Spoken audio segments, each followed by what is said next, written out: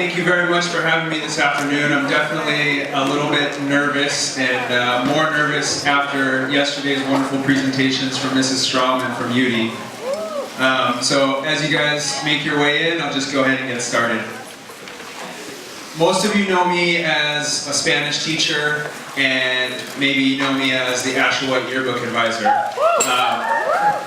But what I'm actually here to share with you today is a little bit about my experience as a civil affairs specialist in the United States Army Reserve, and more specifically about my 8-month deployment to Nangarhar in eastern Afghanistan during 2012. What I would really like you to take away from my few comments this afternoon is understanding how that time in Afghanistan changed the way I view the world as it revolves around me, or I revolve around it, and also how to interact with people and learn from people and take away from your everyday interaction with someone, no matter how small or irrelevant it might first seem. Hopefully my technology will... There it goes. Okay, so I'd like to backtrack a little bit, all the way back to the fall of 2011. An afternoon, October 4th, in 2011, I got a text message from an Army buddy of mine that said, check your email. There had been rumors floating around the unit about an upcoming deployment, but nothing was for sure. So when I got that text message, I raced home with Matea, my then 1.5-year-old daughter, in the back seat, and opened up my email account to find this PDF file. And in looking at it, looks pretty safe, looks pretty simple. But what you don't see, or what I didn't see at first, were some of the more poignant words. So at first, I'm looking through it, and I'm overcome with a series of emotions. The first being sort of nervous excitement. But as I look more at the details and the words jump off the page, 400 days, unless extended, enduring freedom other than homeland, that nervous excitement quickly evolved into a profound worry for what my wife and my daughter Matea would be going through while I was gone.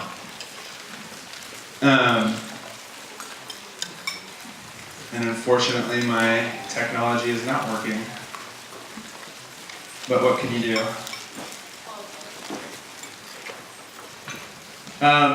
So in getting those orders, that sort of changed my timeline of things that I had to do around the house. The house all of a sudden needed a new roof. We needed a fence around the driveway so that Matea wouldn't ride her bike into the street. And things like life insurance and a trust for Matea's future caretakers were all of a sudden real things that we had to talk about. So my timeline for those things got moved up very quickly.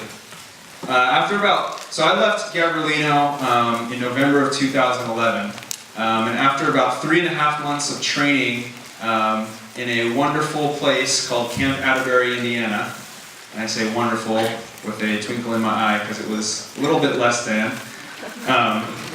We arrived on March 1st to Forward Operating Base Finley Shields in Jalalabad City, Nangarhar, Afghanistan. Finley Shields is a small but well-established base. It's been a U.S. forward operating base since 2003. So even by 2012, the people who lived around the base were used to it being there. And I should say, my experience was not one where, I didn't live on one of the supersized bases that had 10 gyms and a Pizza Hut and a Starbucks and all the creature comforts of home. And I also wasn't living on the side of a mountain, sleeping in a sleeping bag and burning my poop every morning.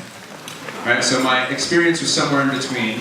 We had hot showers and hot meals most days, and you know, things were relatively good, especially when we got satellite internet on our side of the base. It allowed me to communicate back home with my wife and daughter. So we arrived in Fort Finley Shields in March, and we started establishing a routine. Wake up early. If we were going on a mission that day, first thing would be, get chow, get back to your stuff, get back to your room, and start checking over your equipment. Make sure everything is serviceable. Namely, of course, your weapon, M4 carbine rifle, and M9 pistol. But then, even more important than a weapon sometimes was a radio, right? Because to have that ability to communicate with the people around you was equally, if not more important. After that, after making sure everything was okay, get on the trucks and drive to our location to start our mission. So as a civil affairs specialist, our job for the Army is really to get out and interact with people, interact amongst the local populace. So our job was to talk to people. We would walk through markets, through bazaars, busy city streets, not so busy alleyways in very rural areas. And we were trying to gauge people's problems, figure out what they were, and then hopefully find a solution for those problems within the system of the established Afghan government.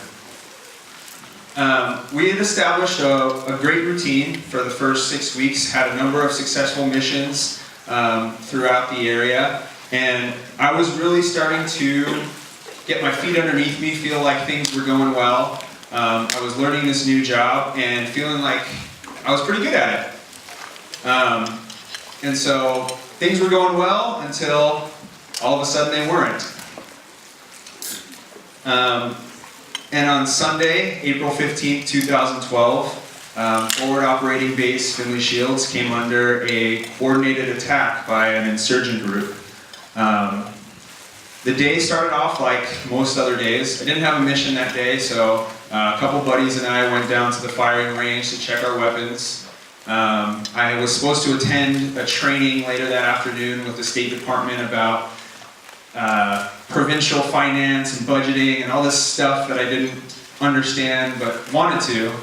And so my team sergeant told me, hey, go back to your room, take a little break before this training starts and just, cool off, hang out. So great, go back, throw on an episode of Justified, because in my downtime it was like, go to the gym, go to the firing range, watch episodes of old TV shows. So I had Justified on, and at 1:53 p.m. I hear boom. And at first my initial reaction was, okay, they were doing work on the helipad earlier, maybe there was an accident. All of a sudden, no, siren engages. Based on the siren that I heard, there's different sounds for different attacks, I guess you will. And so the first alarm was indirect fire.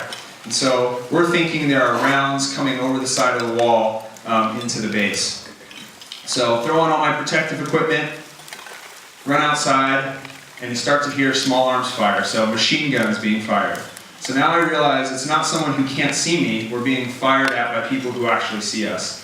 And my first thought is, I don't care what happens today, I'm coming home to my daughter, I'm coming home to my wife. And in that instant, your training kicks in, it's an action and reaction, basically. Your series, the next series of events is all actions and reactions based on what is going on around you.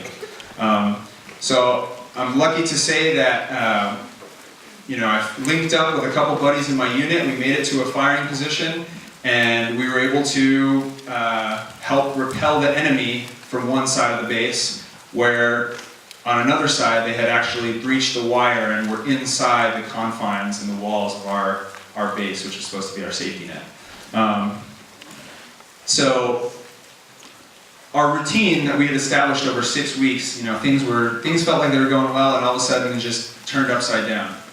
I think you can see, so these little bee huts in the top right-hand corner, you see a bee hut with the door open. that was the building that my buddy, myself and 5 other guys that we lived in together. So this destruction was not from any of the explosions, it was from a fire that started afterwards. So I know it looks like death and dismay, but happy to say that no U.S. service members or civilians were injured in the attack. One Afghan security guard lost his life, and that was the extent of the day. So with that grave wake-up call, we went back to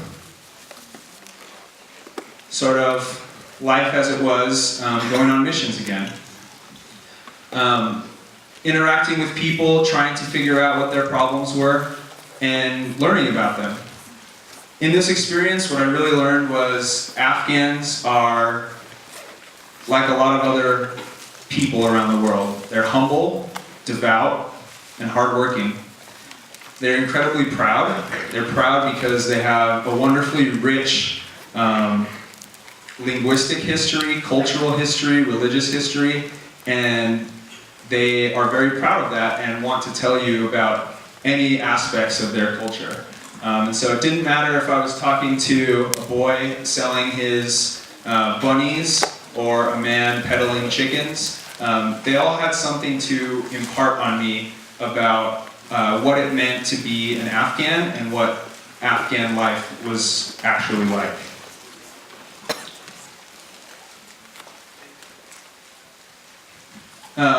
You know, one of the great things about the job that I do for the Army is, like I've been saying, is I get to talk to people, and especially interacting as a teacher with the children, you know, just asking them what their names are, asking them to write letters. They actually, all Afghan children that have the opportunity to go to school, they get to learn English in a lot of those schools, and that's an interesting thing because, you know, just like every school, the ranges in quality of education from very high to not so great. So one thing that, you know, that I took away from this interaction with these kids was, you know, here are these mostly boys, but 1 or 2 little girls who are covered, of course, in their hijab. That the boys were all getting to go to school, but only 1 or 2 out of every 10 girls was getting to go to school. And as the father of a very young daughter, that was a difficult thing for me to come to grips with. But one that, even though I didn't necessarily understand it at the time, I had to accept as the way of life.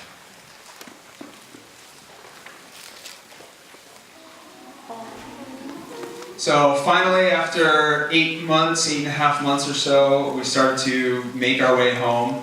And you know, besides the birth of Matea and the birth of my second daughter that's come since, I can tell you that Friday, November 9th, 2012 was the happiest day of my life. We were able to celebrate, you know, the joyous reunion in the airport that you see in TV commercials and things like that. Everybody in my family was there, my brother, my sister, my aunt, you know, everybody. And that feeling of joy was just so incredible. And being here and being home was amazing. It's kind of the only word I can use to describe it. Sorry, I'm losing my train of thought here. The transition and the change back to civilian life was slow. I was lucky in the sense that the school district and Mrs. Heinrich allowed me to take a good chunk of time off between coming back home and coming back to Gabrielino. And that was good because, you know, I needed to relearn a lot of the skills, relearn what it meant to be a father, relearn what it meant to be a husband, because for the previous 11 months, the only role that I really knew was soldier and subordinate, and leader in some instances. And so relearning those roles in this slow change was a difficult but good process. And so thankfully, when I made it back to Gabrielino in January of 2013, I was welcomed again with open arms from the teachers and students, and especially from my Ashawat yearbook family that's here to support me today. So before I keep rambling and running out of time, the one thing I want to say is that in doing this job for the Army, the one thing that I learned is that you will interact with people every day. And it's up to you to be open to that interaction so that you can learn from it and learn how you can use that interaction to make yourself a better person. So I think I'm out of time, but thank you very much, and I appreciate you listening.